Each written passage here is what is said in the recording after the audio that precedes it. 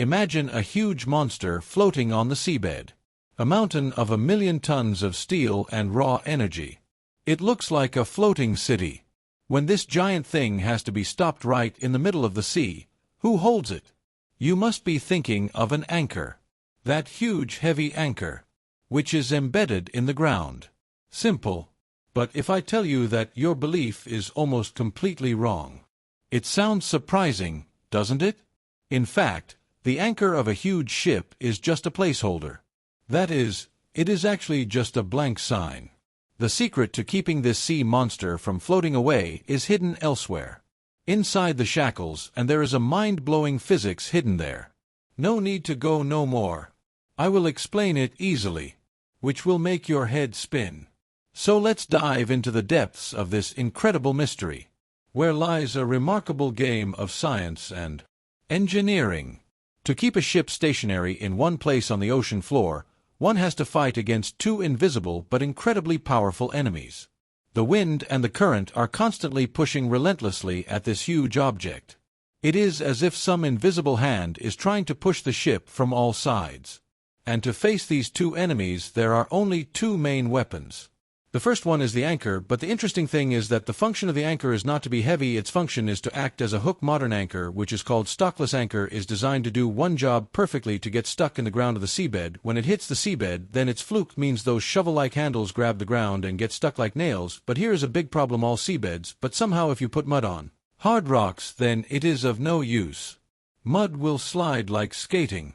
It will not be of any use at all. Again, the same situation is also in the algae deposits, where the algae creates a slippery surface like a carpet where the anchor will only slide. It works a little better on the sand bottom. The mud gets stuck very easily. But the problem is that it is difficult to get a solid grip. The most perfect situation is to find clay or silt soil, where dirt penetrates like nails. Great grip, but you think this is not the end here. This is actually the beginning of the story. Even if you get a perfect grip, dirt can actually do nothing on its own. It is very helpless alone.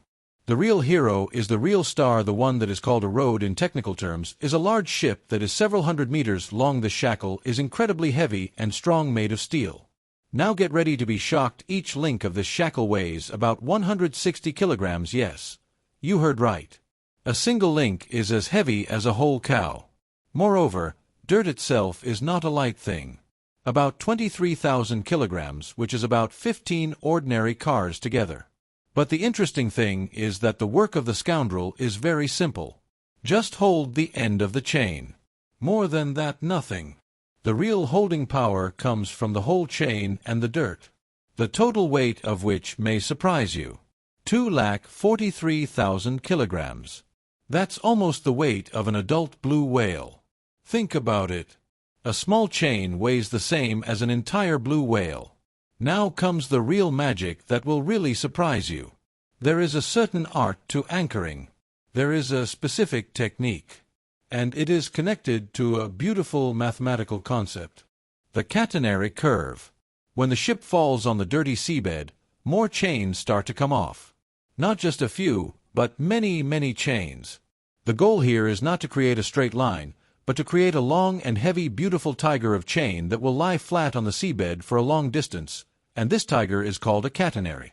These simple-looking tigers do two incredible things.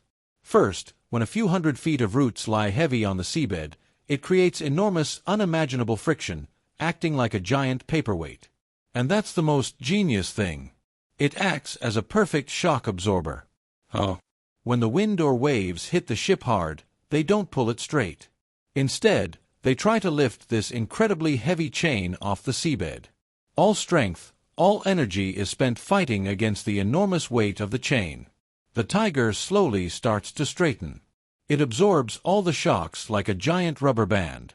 And when that force reaches the anchor, it becomes so weak that there is only a slight pull. If it weren't for this tiger, the anchor would come out of the ground with any sudden push.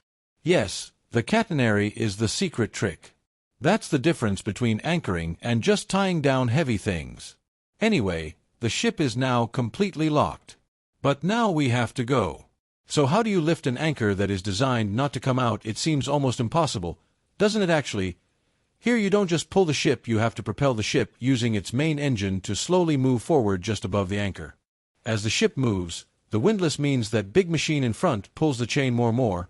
The ship's engine does the work of moving the ship forward, and the windlass only has to lift the weight of the chain when the ship comes to a stop right above the anchor. The chain pulls and rises straight up. This vertical pull lifts the back part of the anchor up, acting like a lever, and frees the anchor from the grip of the ground. So the next time you see a huge ship standing still in the port, you will understand that it is not held by the weight of the heavy anchor but by a majestic tiger, with the hidden laws of physics and the spreading power of the huge chains. Yes, this is a wonderful game of science and engineering.